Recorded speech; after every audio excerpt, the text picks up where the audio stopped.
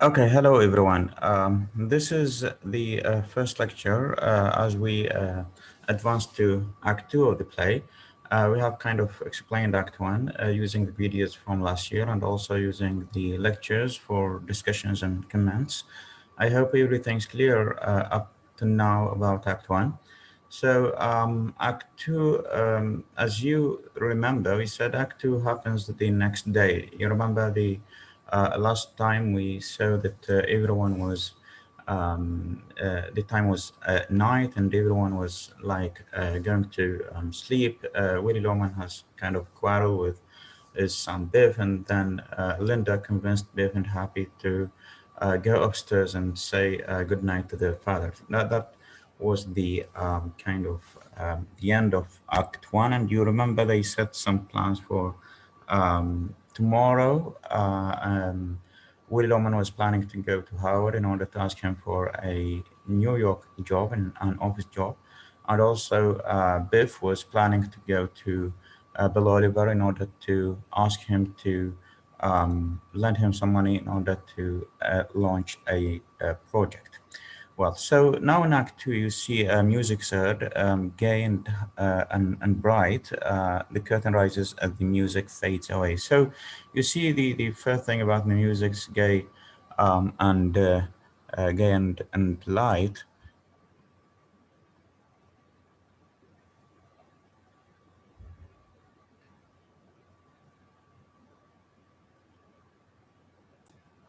Okay, so you see the music gay and bright, which indicates kind of a state of like not happiness, but kind of state of tranquility, a state of quiet feeling. Like there is an anticipation that things could be better for tomorrow, for today, of how things will unfold in Act Two.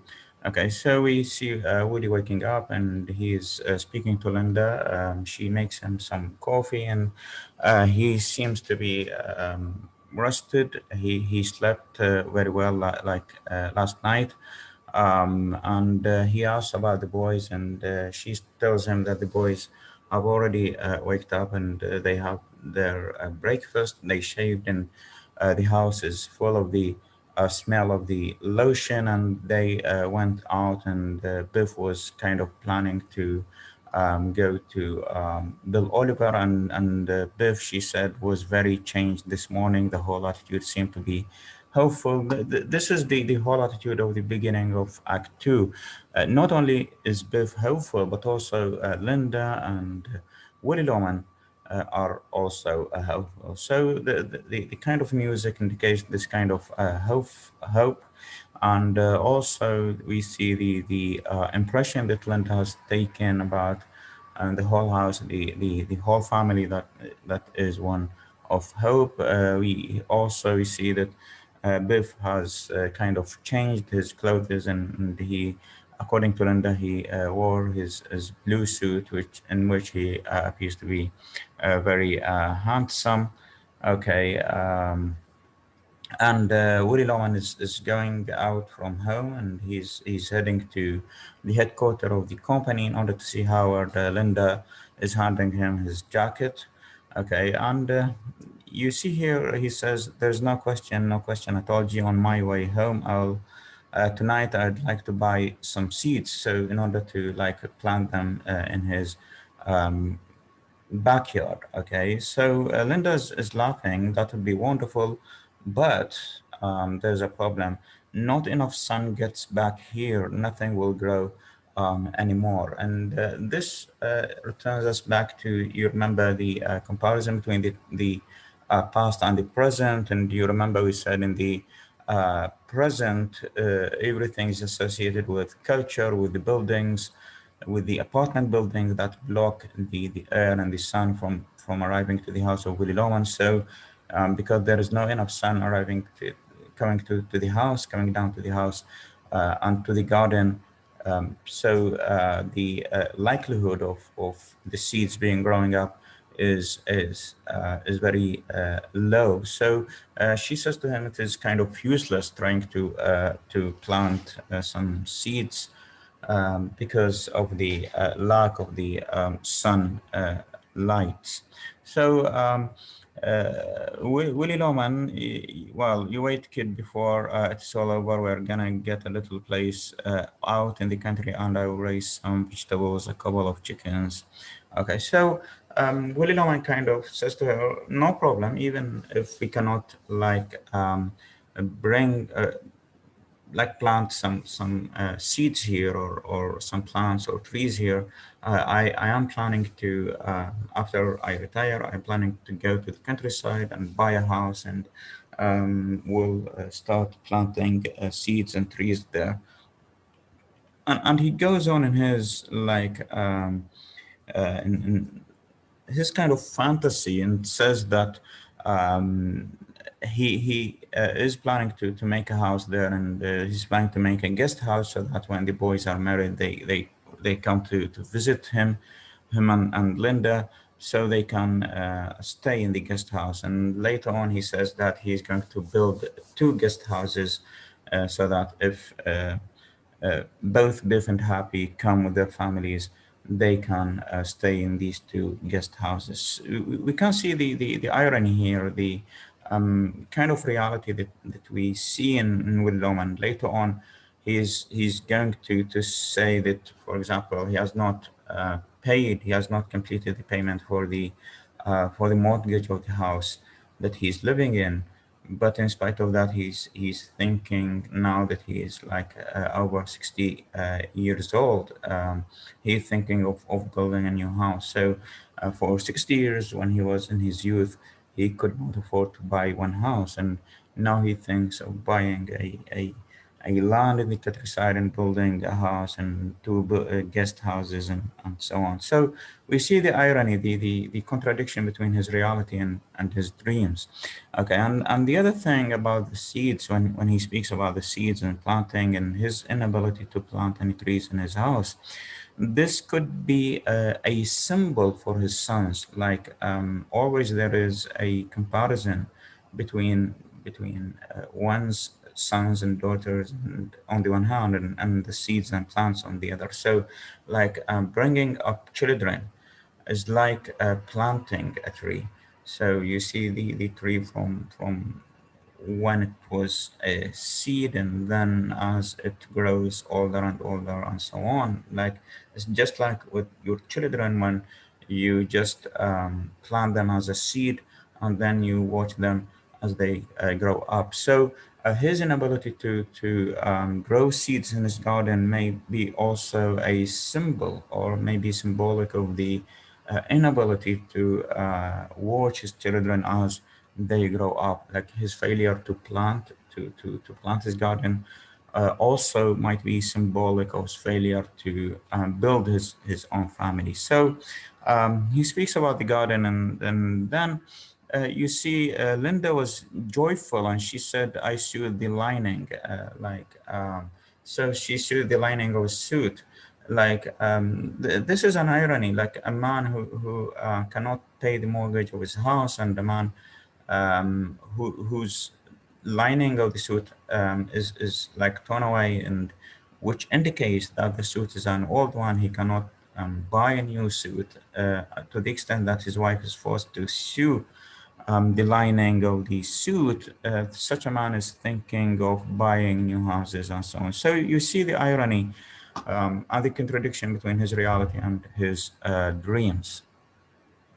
And you see, just quite under that, I could build two guest houses, so they both come to decide how much he's going to ask Oliver for. And she says to him, he might ask Oliver for 10 or 15,000. Okay, and then they speak about like Howard, and how he's going to Howard, and what he's going to ask from Howard. And she's saying to him and Willie, don't forget to ask for a little advance. He's asking him to raise his salary or something like that. And this is also a kind of a bitter irony, because we know that Howard is not going to accept to give him a job, okay, not let alone advancing his own salary. So he would be lucky if he gets a job with the previous salary, but Linda thinking is very helpful, and she's thinking of getting some advance in the salary. Okay, and now we come to the harsh reality that the amount of money that they owe. Okay, so they have the insurance premium, and there is 180 or 68. Okay, and they are short, and because of the car, the state baker, and also the refrigerator is breaking down. Okay, and well, so he has many problems in his house, and he has to fix all these problems, and he has to pay for them. Okay, and here there is an interesting thing when they speak about the refrigerator. He says, I told you we shouldn't have bought a well advertised machine. Charlie bought a General Electric and is 20 years old and is still good, that son of a bitch. So you see how he compares himself to Charlie every now and then.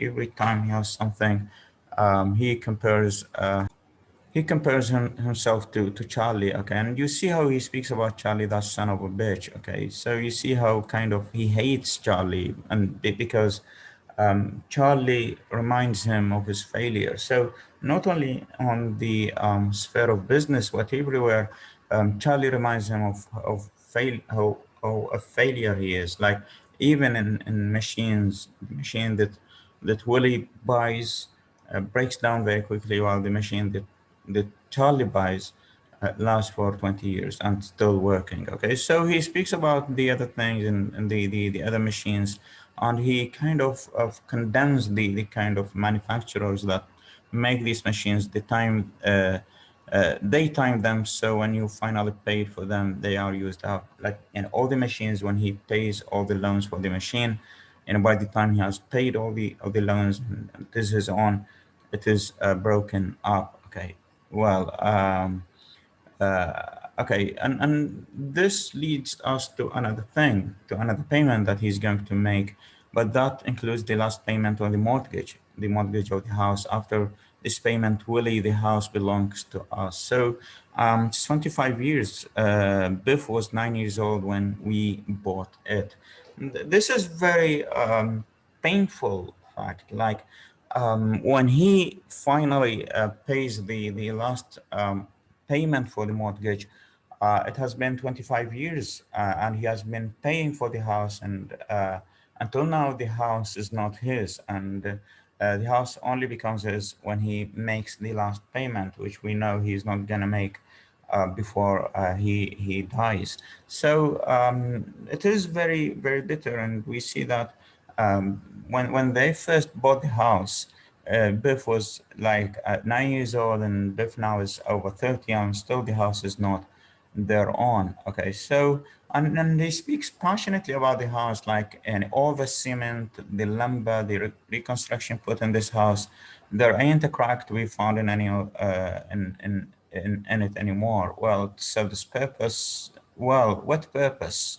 And this is another a painful fact. Like some stranger will come along, move in, and that's it. That okay. So, this is the bit of fact that, like, you buy a house and you pay the mortgage, the loans for the house for 25 years, and after that, um, when you pay the last mortgage, there is nobody here to live in this house, and somebody else, some stranger will come along, move in, and that's it. So this is bitter. Like the things that you worked for all your life are like falling apart, and one of these main things is the house. Okay, well, and before he leaves, Linda reminds him of something that Biff and Happy like invited him to for a dinner in a certain restaurant, and that restaurant Frank's Chop House.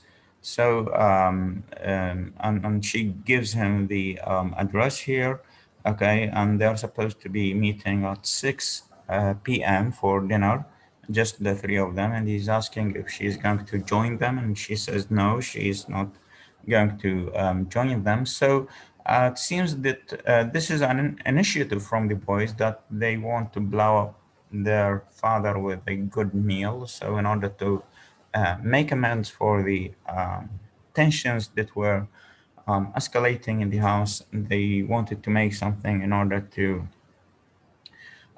calm things down. So they invite their father to dinner so that the atmosphere becomes a familial and lovely atmosphere again between among the members of the family. And she shows him, and this is important, it shows him that this is the initiative of Biff. Okay, Biff came to me this morning, Willie, and he said, tell dad we want to blow him a big meal.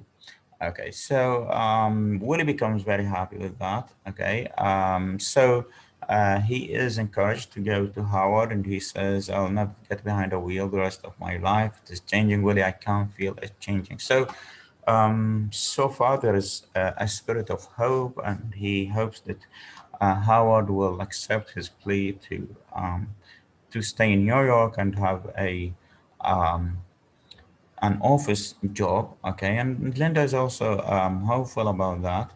Well, so she follows him and reminds him to take his handkerchief and his saccharine, his kind of medicine. Okay, there is another thing that happened in Act One, and we are reminded of that here also. Okay, while Willie was going out of the house, he stops by and he sees that Linda was like mending stockings, and we said Willie is sensitive about that because this reminds him of the woman to whom he gave some new stockings while his wife is left with old ones, which she has to mend and keep mending. Okay, so she reminds him of the restaurant Frank's Chop House, and he goes, and he's very happy. Okay, as he leaves the house, Linda listens to a ringing of the phone, and when she answers the phone, it was Biff, and she tells him of something that she noticed, which is, we remember we said that he was Willie was trying to commit suicide with the electricity from the rubber pipe I told you about, and she says to him that she wanted and wanted to remove it, but she saw that it has been already removed. She thinks that Willie has kind of removed it because he like got rid of the idea of committing suicide, but and then she discovers that was Biff really who went there and removed it. Okay, so and oh, then you took it. Oh, nothing. Just that I'd hoped he had taken it away himself. Okay, so um, she's disappointed that was not Willie who really removed it, but rather it was Biff instead. Okay, and she says to him that she feels that they are returning back in high spirits. It was like the old days, and you remember previously they always associate the past with being good and the present with being bad. So even when they have something good in the present, they quickly turn to compare it with the old days, with the past. Okay, and she advises him to when he meets with Oliver to make a nice impression, and this is the same criterion that Willie was making to be well liked and to leave a good impression on people as a criterion for success. Okay, and she speaks about that how if, for example, Biff succeeds in getting the loan from Bill Oliver, how this will positively influence the spirits of Willie Loman. And she speaks about Willie Loman, and what is interesting and when she advises her sons to be sweet with their father at dinner, okay, and be sweet to him tonight, dear, be loving to him because he's only a little boat looking for a harbor. This is um, a very beautiful metaphor that Linda is using in order to speak about Willie Loman, and you see like a little boat. So she's not saying that he's a ship or a yacht or anything like that. She she like admits that he's a little man. Okay, and you remember she was in Act One, she was saying to her sons that I'm not saying he's a great man, he's just a simple man,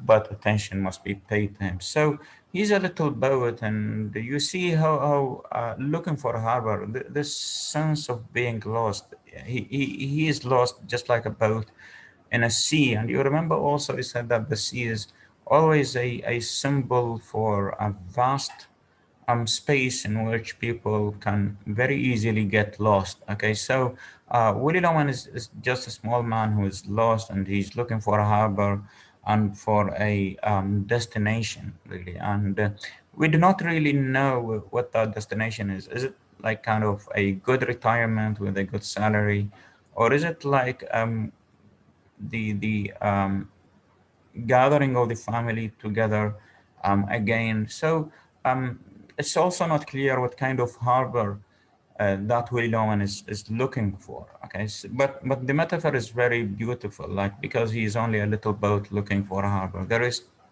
uh, too much significance to be found in this metaphor. Okay, so after Linda ends the call, we have a change of scene from the house of Willie Rowan, where Linda was talking to Biff on phone, and we move to the headquarters of the company, and we see Howard Wagner, who is like the manager of the company, and we see Howard was kind of grappling with a new machine that he has bought, which is a recording machine, and he was listening to some voices of his family that he was recording since the previous day. He was listening to his to first to the voice of his daughter, and then to the voice of son, and then to the voice of his of his wife. He was grappling with this, and Willie was coming to him, and Willie was trying to speak to him, but um, Howard was very much absorbed in the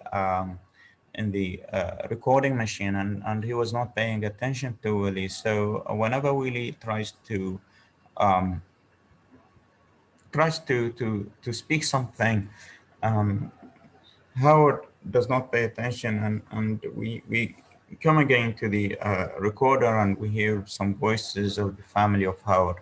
Well, in fact, the idea that we get about Howard before we see him, and the way they speak about Howard in Act One and also at the beginning of Act Two, that of a cold capitalist, somebody who does not care about people. But when we see Howard like very much absorbed in trying to re-listen to and playing back the voices of his family, we see him like a sympathetic family guy who is very much concerned about his family, someone with a human touch. Okay, so this is the impression that we first get about Howard when we see him with the recorder. Okay, so you see here really okay. That's a wonderful machine, can we? And you see, Willie was trying to speak to Howard, but he is interrupted by Howard. Okay, and Howard, I'll get one myself.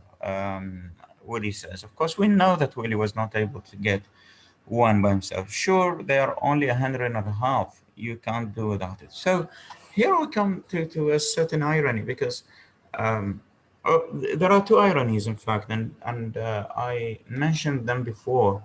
The first irony is that Howard is kind of not a feely touchy person. Like he does not feel the difficult situation that Willie Loman finds himself in. Like Willie Loman is not making any money, and he is complaining to Howard and tries to get the help of Howard to make to help him to get.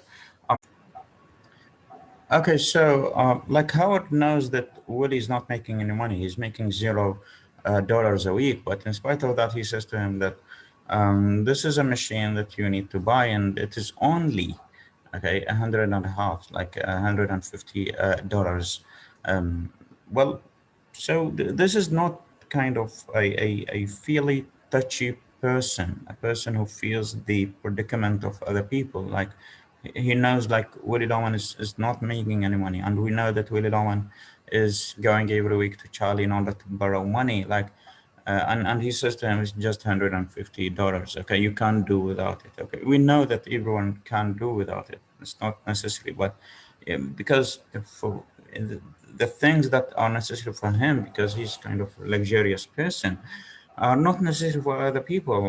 But he just cannot feel what other people are feeling. This is one irony, and the other irony is that um, Howard was kind of speaking or listening to canned voices, to recorded voices of his family, voices that most of the time make no sense. But in spite of that, um, we see him that in spite of that, we see that Willie Loman was a real man in front of him, was trying to speak to him, and he's not listening to that real man who to whom he has to listen. And instead, he is listening to some recording of some nonsense that is uttered by his son and his daughter, and also by his wife. So these two ironies kind of show you how bitter the situation is for Willie Loman. Okay, so um, well, he speaks about how necessary the machine is. Okay, well, and Willie Loman is asking him, if Howard, if you have got a minute. Okay, what happened? Are you doing here? You didn't crack up again, did you? No, because you had made me worried. Okay, so Howard is kind of surprised to see Willie here, because he's supposing that Willie should have been now in Boston, okay, selling something. But Willie says to him, I came here and I want to talk to you about something. I want to have an office job, and I've been like working for the company for some like 34 years, and he's trying to remind like he's trying to remind Howard how necessary he was for the company, and we see that we see that um, like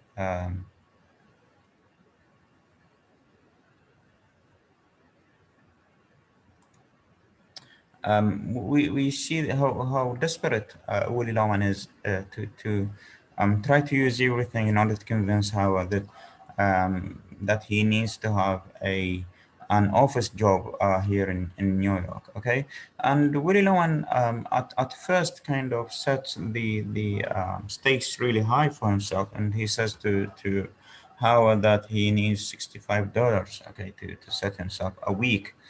Okay, and well, he says to Howard that he feels a little tired, and so he cannot drive anymore, and so he doesn't want a road job, but rather an office job. Okay, and we know that little tired is very is very much an understatement. Okay, because we know that he's very much tired. Okay, so he tries to show to Howard that he still has got something, and he starts with $65. But later we see that when Howard like refuses to give him this job, we see that later on, okay, that he sets that he decreases that to $50. So instead of 65, he comes down to 50, and later he comes down to even $40. And he says it is enough for me to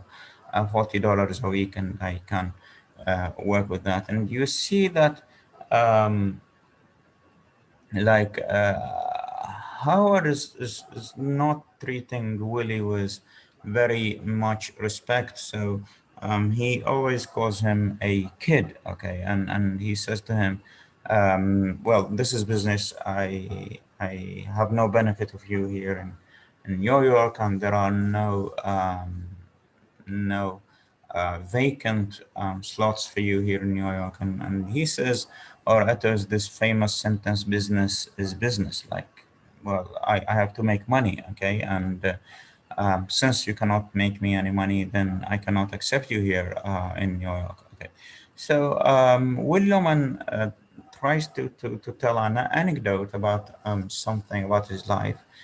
We get to know certain information about Willie Loman, and also gives us certain hints and insights about his identity and about his personality that might explain why he became the person he is now. Okay, so he tells him that when he was 18 or 19, his father was in Alaska. His father was kind of an adventurous man. He loved to adventure, to go to some territories, untrodden, uncharted territories. And his brother Ben also was there, and he said that um, he was planning to go with them to there, okay? And Willie was saying, "Oh yeah, my father lived many years in Alaska. He was an adventurous man. We have got quite a little streak of self-reliance in our family.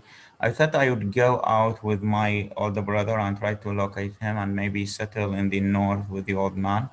And I was almost decided to go when I met a salesman in the Parker House. His name was Dave Singleman. So he speaks about why he chose this career to be a salesman.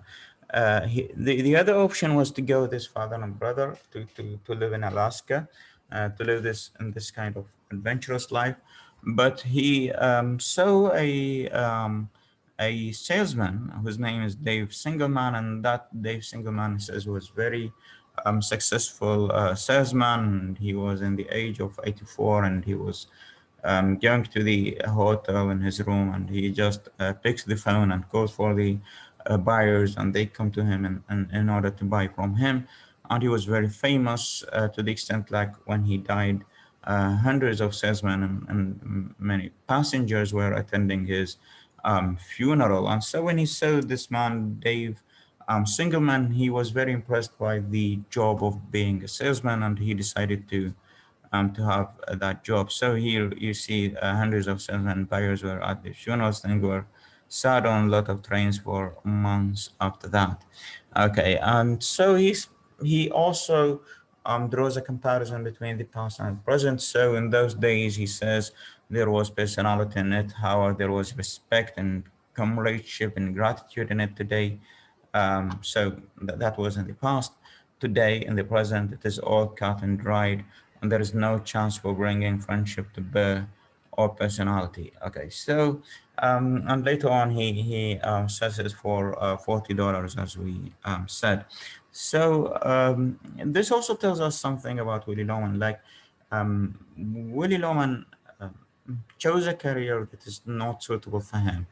The kind of career that he likes uh, is the kind of thing that he was speaking about, like going to the countryside, buying a ranch, and working and planting and trees and seeds and so on.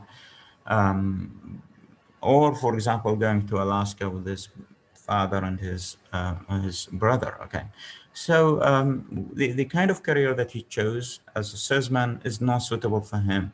Okay, that's why he ended the way he is. And another thing, it kind of gives us insight into certain problem in the personality of Willie Loman. He was not very much welcomed by his father and his brother. They did not welcome him in Alaska. He was not very much loved by his father and his brother. And so he tried to compensate that with the idea of being well liked in the professional or business world, okay? Because he was not well liked in his family. Okay, so he kind of discarded the family, did not go with them to Alaska, and he came to live like in New York. And he created this idea of being well liked in order to compensate for the fact that he was not well liked in his family. So he wished that he would be well liked um, in his profession, and we see that he even failed in that. Okay, so he's not well liked in his family, like with his father and brother, nor is he very much liked in his professional job. Okay, so this gives us something about the personality of Willie Roman and why he ended to be the person that we see him now. Okay, and we saw that he lowers the stake in order to arrive to $40. If I had $40 a week, that's all I need. $40, Howard. So I don't think it is very much to ask for $40 a week, but Howard even refuses that, and he says kid, and still you see how he patronizes Willie Loman. Okay, he calls him a kid.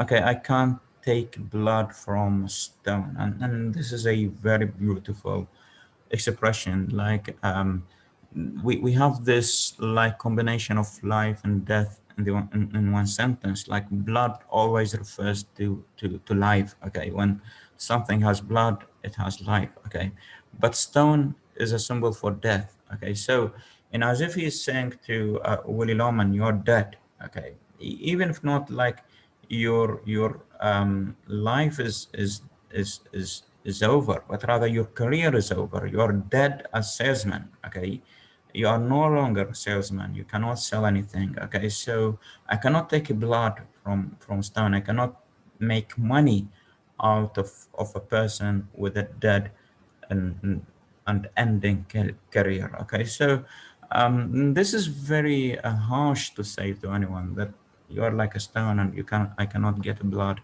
out of you. Okay, well, and they continue, and Willie Loman becomes very angry, and he bursts out in anger to towards Howard, and he says, "You see, I put 34 years into this firm, Howard, and now I cannot pay my insurance. Okay, you cannot eat the orange, throw the peel away." This is another beautiful metaphor that Willie Loman is using. Like, okay, a man is not a piece of fruit. Okay, so it is the same like combination of life and death repeated in different terms. Like when you take the life out of me, the fruit, and then throw the peel. The peel is a symbol for death. The peel is that part of the fruit that you cannot use for anything, that is useless. Okay, so like you took what is useful from me, my youth, that I spent working for the company, and now when I'm useless, you are just throwing me away. Okay, so um, and he goes on to speak with Howard, and he says that in the year 1928, and you remember this is like the golden year in the life of Willie Loman. He says he averaged $170, and Howard did not agree with that. He says that you did not average at any time this amount of money. Okay, and he says to him that your father like promised me to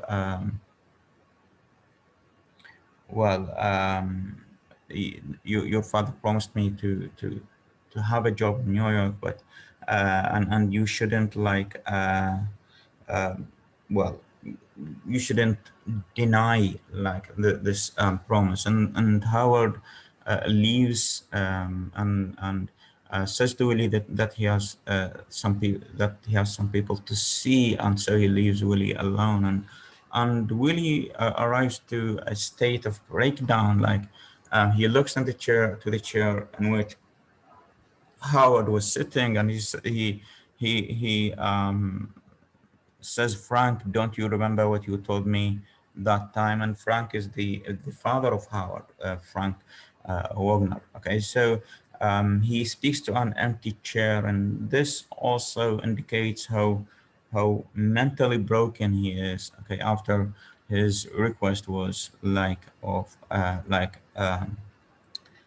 denied by Howard. Okay, so he kind of messes as he becomes angry. He kind of messes with the machine, and he presses some buttons of the machine, which makes it work in a certain way. And so he goes to call for Howard in order to switch it off, which Howard does by pulling the plug out of it. Well, Howard asked him to calm down and to pull himself together. And he says to him, I will go to Boston tomorrow. Like Will Loman now realizes that there is no way he can convince Howard to let him work in New York in an office job. So he offers to go to Boston tomorrow to carry on his work, which is kind of useless because he's not getting any money. But even here, there is another shock for Willie Loman because Howard says to him, "You cannot go to Boston either because seems Howard was firing him." Okay, so Willie Loman, Willie, you cannot go to Boston for us. Why can't I go? I don't want you to represent us. Okay, so we don't want you to work for us in Boston. Okay, to tell you for a long time now, Howard, are you firing me? I think you need a good long rest, Willie. So this is another shock for Willie. So the first shock was that his request to work in New York was rejected, and the second shock that he was even uh, fired from working as a road salesman. Okay, so he says to him, "You need a good long rest," and this is a kind of euphemism, like it's kind of an understatement. Like instead of saying to him, "You are fired," he says to him, "You need to rest." Okay, so it's just to make it sweeter than it really is. Okay, well, and Willie kind of begs Howard for that. Okay, and Willie begs Howard for money. Okay, and Howard rather suggests that he depends on his own sons. Okay, and Willie says, "Okay, where are your sons?" Okay, Howard says, "Why don't your sons give you a hand?"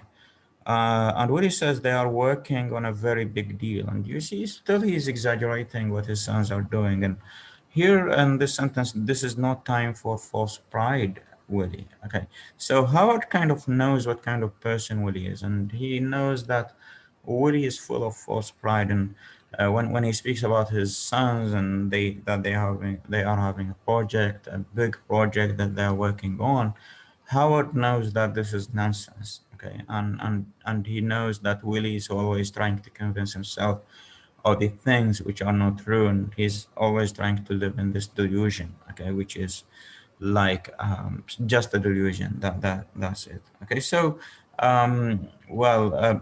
And Willie, and this is very painful. I cannot throw myself on my sons. I'm not a cripple. Okay, so he says to him, I'm still able to keep working, and I shouldn't like well work on like shouldn't depend on my sons because I'm not a cripple. Okay, I'm still a man who has his own power, and I shouldn't be working depending on my sons to see what they can give or cannot give me. Okay, so the, after that, after Howard leaves the office, Willie stays in the office on a chair, and he's very kind of shocked and disappointed. But instead of like stopping there in order to find where the mistake was, what mistakes he has done during his life in order to correct them, he immediately indulges in his dreams again, and he starts remembering Ben and speaking to his brother Ben. Okay, so after we kind of explained the text and the main important points for the uh, of the text at the beginning of Act Two, now it's time to see some clips about the same part of the text that we have read, and this is a film version that you have already watched, I think, of that is starring Dustin Hoffman, okay, about the scene between Howard and Willie Loman. So let's see and then try to make some comments about how directors are managing the meaning of the plays with some choices that they make. Because lots of times I'm on the road and I think to myself, well, I must be missing on the radio. Don't you have a radio in the car? Well, yeah, but you know, whoever thinks of turning it on. Say, aren't you supposed to be in Boston? That's what I want to talk to you about, Howard. You got a minute? What happened? What are you doing here? Well, You didn't crack up again, did you? Oh, no. Oh. Jeez, got me worried there for a minute. What's the trouble? Well, tell you the truth, Howard, I've come to the decision that I'd rather not travel anymore. Not travel? Well, what do you do? Remember Christmas time when you had the party here? You said you'd try to think of some spot for me here in town. Okay, so look, this is the beginning of the conversation when Willie Loman raises the issue of not traveling anymore, and you see here how the positions of Howard and Willie Loman. Like Willie Loman was sitting on a chair, and Howard was standing up. This is an indication of the power relation between them. Always, Howard is a towering figure over Willie Loman, and you see. Behind Howard, we have the map of the United States and how with all the roads and the routes of that the company that is using to sell the goods. With us? Well, sure. Oh, yeah, I remember. Well, I couldn't think of anything for you, Willie. I tell you, Howard, the kids are all growing up now, you know. I don't need much anymore.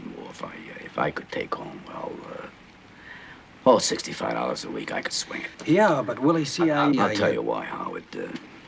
Speaking frankly, and between the two of us, you know, I'm just a little tired. Oh, I can understand that, Willie. But you're a road man, Willie. We do a road business. We've only got half dozen salesmen on the floor here. God knows, Howard, I never asked the favor of any man, but I was with the firm when your father used to carry you in here in his arms. I know that, Willie. Your father came to me the day you were born and asked me what I thought of the name Howard. May he rest in peace. I appreciate that, Willie, but there just is no spot here for you.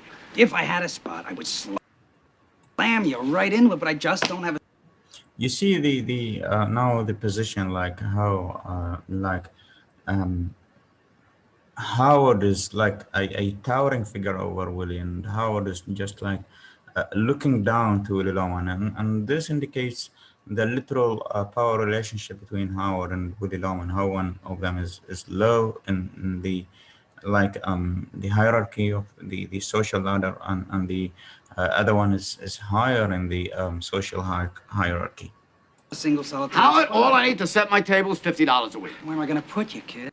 And so, even we as spectators are kind of complacent with that. We are looking to Willie Loman from a high position. Even the camera is managing the way that we are looking to Willie Loman. Okay, and we are looking to Willie Loman from the point of view of Howard. Now we are behind Howard, and we see Willie Loman the same way from the same angle that Howard is looking at him. Look, it's not a question of whether I can sell merchandise, is it? Huh? No. But it's a business, kid, and everybody's got to pull his own weight. Just let me tell you a story. Because you have got to admit that business is business. Oh, business is definitely business. But just listen for a minute now. You don't understand this now. When I was a boy, 18, 19, huh? I was already on the road. And there was a battle in the north with the old man, and I was almost decided to go. Respect and comradeship and... Now he's speaking about Dave. Gratitude. Today it's all cut and dried, and there's no chance for bringing friendship to bear or personality. I mean, you see what I... And you see, many times he kind of makes a body contact with Howard. He catches the hand of Howard in order to try to make the relationship between them more human-like, but not just like a boss with an employee. Okay, but in all these endeavors, he fails in all of them. They don't know me anymore. That's just the thing, Willie. If I had $40 a week, that's kid, all I need. Kid, $40. I can't take blood from a stone, Howard, the Willie. year Al Smith was nominated, your father came to me. I'm talking about your father. There were promises made across this desk. You mustn't tell me that you got people to see. I put 34 years into this firm, Howard, and now I can't pay my insurance. You can't eat the orange and throw the peel away. A man is not a piece of fruit. And you see here also this power relation is indicated by the way every one of them speaks. Like Howard is making the little, the less amount of speaking, while Willie Loman is making much amount of speaking. And so Howard is, as the powerful man, does not need to speak that much, while Willie Loman is being the less powerful man, speaks that much. And you see now the start of the mental breakdown and the emotional breakdown of Willie Loman. Pay attention. Sorry. No, sorry. Your father. Howard.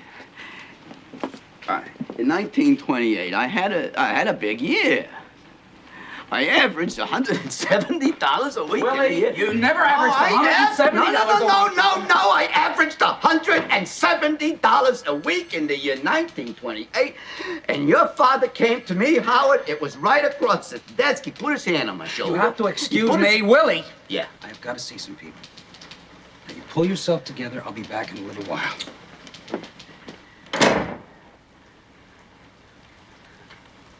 Put myself together. You know, he's alone. He's just someone speaking to himself. And My God. I was yelling at him. Frank, don't you remember when you... okay, now we also like assume the point of view of Frank, and he's a character who doesn't show up. He's like an offstage character, but Willie Loman, being like mentally unstable, he starts speaking to Frank as if he is sitting there, while Willie Loman is just speaking to an empty chair. told me that time you put your hand on my shoulder, in fact. Howard. Oh, Howard.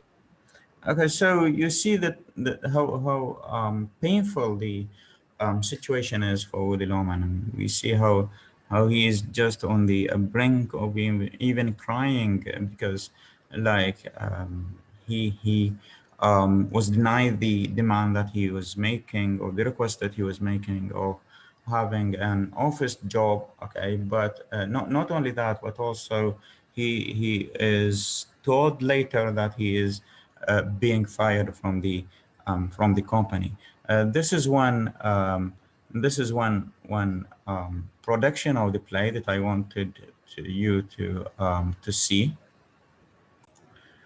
And this is another recording. This is another performance, and I think this is a theatrical performance, not a film production of the play. And it's also the kind of performance, the kind of acting of the two characters who act in the roles of Willie Loman and Howard Wagner is very impressive to see.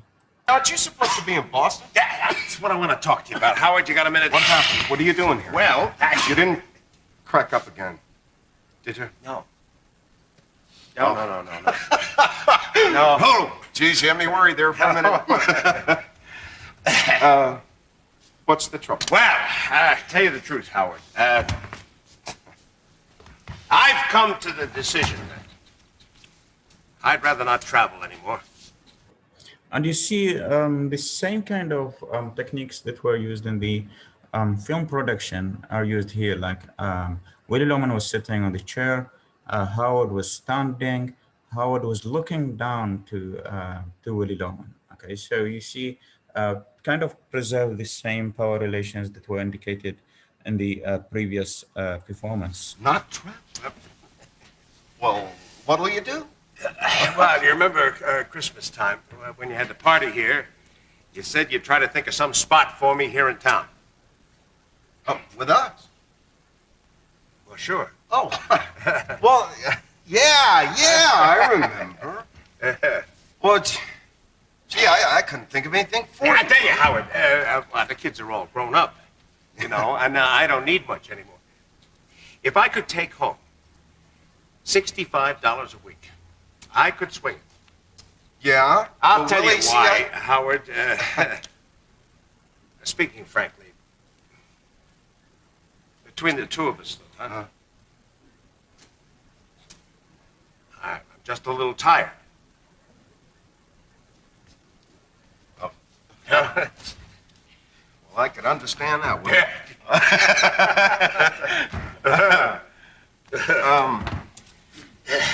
But you're a road man, Willie. And, well, we do a road business. See, we've only got half a dozen salesmen on the floor here. God knows, Howard. I never asked a favor of any man. Oh. I was with the firm when your father used to carry you in here in his arms. Oh, I know that, Willie. Well, but your father came to me on the day you were born. He asked me what I thought of the name of Howard. May he rest in peace. No, I appreciate that, Willie, but there just is no spot here for you. Okay, you see, this is another kind of humiliating act when the lighter of Howard like falls to the floor. Willie Loman like catches it and gives it to Howard. Okay, so and you see even when Howard sits on the chair, he always leans his back to the back of the chair in a very comfortable way. While when Willie Loman sits on the chair, he sits on the edge of the chair in a very uncomfortable way. This all indicates the negotiation or the power relations between the two men. Okay, so I'm going to fast it forward to the end of the meeting because I think the climax of the performance happens here. There were promises made across this desk. You mustn't tell me you've got people to see. You see how devastated and how destroyed Willie Loman is. Okay, and you see how sometimes he tries to utter words that don't come out of his mouth. Okay, so he has even difficulty in making up some words when he's speaking to Howard. Not me. I put 34 years in this firm, Howard. Can't pay my insurance. You can't eat the orange and throw the peel away. A man is not a piece of fruit. Pay attention. Your father, 1928. 1928. I had a big year. I averaged $170 a week in commissions in 1928. Willie, you never averaged $170 a week. I averaged $170 a week in the year of 1920. Average! Your father came to me. No. I was in the office here, right over this desk. He put his hand on my shoulder. You'll have to excuse me. Willie! Willie! I gotta see some people. Just try to see his mouth and how he, like, I don't know, fear or shock or disappointment, or it's kind of difficult to describe what kind of emotions were running through his head at that time. Yes, it's kind of very painful, however you think about it, and how you try to explain or justify what is going on, but still the kind of feeling, and no matter how failure you consider what it Oman is, but this scene is very heartbreaking. Pull yourself together.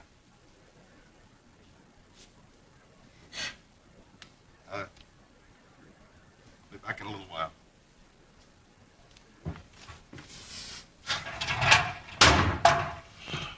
Howard. And you see that the situation is so tense, it's so painful that even Howard wants to escape. Like Howard, no matter what how cruel you think Howard is, but he's a man that cannot stand in this situation. So I think even the idea of some people waiting for him, or he wants to see some people, is just a justification for escape. He just wants to not sit there anymore because he cannot face Willie Loman with the things that he was saying to Willie. He cannot face him. Okay, so he was trying to escape, and I don't think he was like honest about some people are waiting for me. Okay, it's just a justification for escape. Pull myself together. What the hell did I say to him? I was yelling. Yelled at him. Okay, so in all of these things, I just wanted to show you how difficult the situation is, and how tense the feelings were on both sides, on the side of Willie Loman and also on the side of Howard. I think it was not easy even for Howard to go through that situation. And I think that it was a situation that Howard was trying to avoid as long as he can. That's why you remember, even when he was firing Willie Loman, he said to him, I was trying to tell you that for quite a long time. He was trying to say that, but he was afraid of how to say it. Okay, but now that it was Willie who brought this up, and it was Willie who raised the issue, so Howard has no other choice but to face him with this bit of fact that he is fired now. Okay, so I hope that the reading of the text and also the watching of these brief clips of the scene, I hope that it makes things clear for you now. Thank you very much, and we will meet on Monday in order to see if you have any questions or if you have any comments, if you want to add anything about that scene that we have not covered in this lecture. Thank you very much and have a good time.